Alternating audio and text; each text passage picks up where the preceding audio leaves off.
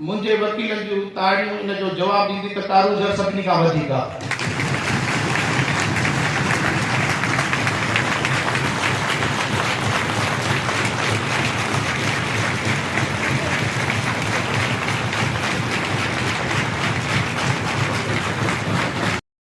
आप my lord chief justice, तो मैं सिंधी में बात करना चाहता हूँ क्योंकि ये हाथ टू हाथ है।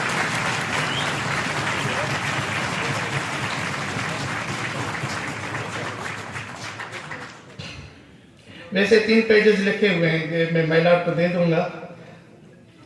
तकीर मुख्तसर इन करे क्या तो काफ़ी टाइम किया था, इंतज़ार भी किया। माइलॉर्ड जो लंबो प्रोग्राम हुयो सुबुह खां असांजी जेकी डिमांड्स माइलॉर्ड जे साम्हूं रखी छॾिया, जेकी बि असांजा मुख़्तलिफ़ बार एसोसिएशन्स जा ऑफिस बियरर्स हिते मौजूदु आहिनि, उहे न सम्झनि त असांजे प्रेसिडेंट असांजा के मुतालबात रखिया न आहिनि चीफ जस्टिस साहिब जा, जो सभु रखियल अथसि ऐं हू उनजो जवाबु ॾींदो रहंदो। असांखे प्रोसिक्यूशन डिपार्टमेंट जेका ॻाल्हि चई बुलो साहब, मूंखे यादि आहे, उहा असां राइटिंग में चीफ जस्टिस साहिब जे साम्हूं रखी आहे। तव्हांखे दफ़्तर कोन्हे, असां चाहियूं था सखर वांगुरु अव्हांजो दफ़्तर हुजणु खपे प्रोसिक्यूशन डिपार्टमेंट जो, अहिड़े ई नमूने। पोइ उते अलाए कुर्बान साहिब जो कमाल आहे या असांजो का कमी आहे न थियो आहे। त मिलॉर्ड उहे ई वाइकनि जो असां तव्हांखे भली कार चऊं था, असां तव्हांजे लाइ हमेशह दुआऊं कयूं ऐं ही असां तव्हां सभिनी जो, पर स्पेशली अव्हांजो माइलॉर्ड चीफ जस्टिस, ही अतर ते उन्हनि हज़ार एहसान मां हिकिड़ो एहसान आहे त तव्हां मुंहिंजी दावत क़बूल कई, मां जेका पंहिंजे ॿार जे तरफ़ां तव्हां खणी आहियो।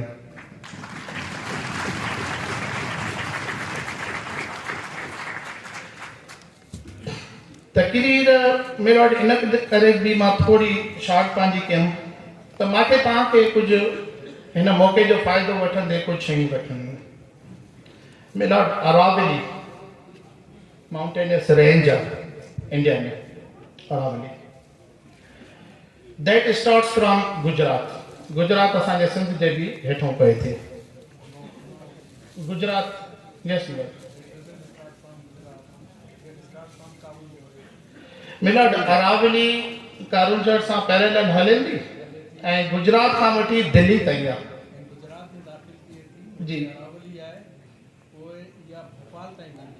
ओके, मतलब दिल्ली खां अॻिते वेंदी गुजरात, उदयपुर, सीधो भोपाल।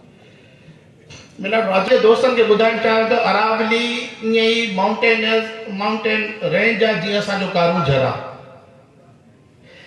ऐं इंडिया जी सुप्रीम कोर्ट में हुनजो केस हले पियो।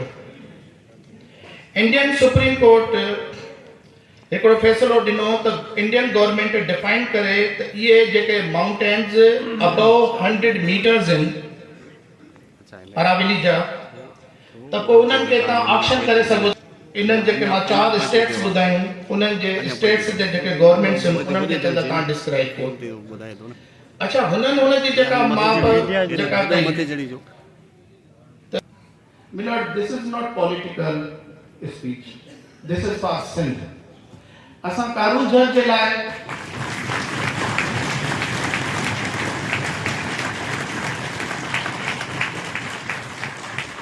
Milord you have been there with honourable chief justice Pakistan. तव्हां हाणे कारूंझर जे इलाइक़े में तव्हां वई, उते माण्हू काफ़ी आया। कारूंझर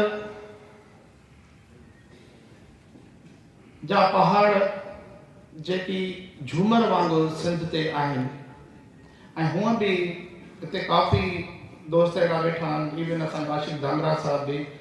अल्लाह ताला क़ुरान शरीफ़ में बि फरमायो त मां इन्हनि पहाड़नि खे ज़मीन में मेखूं करे हयूं जीअं उन्हनि खे बैलेंस करे। मां सिंध हाई कोर्ट जी जुडिशरी ऐं इंशाअल्लाह ताला तव्हां जेकी सुप्रीम कोर्ट में वेंदा, जेकी कॉन्स्टिट्यूशनल कोर्ट में वेंदा, मां उनखे बसि हिकिड़ी नंढड़ी गुज़ारिश कयो त को ॿिया मुतालबात असांजा आहिनि, पर मां चवां थो त असांजा जेकी ॿार जा मुतालबा आहिनि, जेकी असांजी कोर्टूं बिल्डिंग्स आहिनि, मुंहिंजे वकीलनि जूं ताड़ियूं इन जो जवाबु ॾींदी त कारूंझर सभिनी खां वधीक आहे।